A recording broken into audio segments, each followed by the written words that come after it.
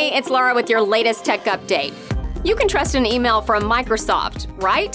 Think again. It could be a cybercriminal attempting a phishing attack. A phishing attack is when a cybercriminal pretends to be a trusted company and misleads you into clicking a link or visiting a bad website.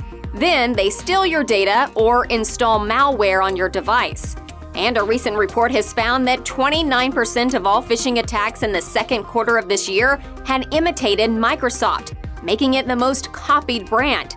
Cybercriminals are smart, and their tactics are getting harder to spot. That's why you need to take action to protect your business from attacks like this in the future.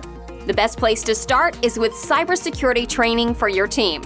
This is something we can help you with. That's your tech update. More next week.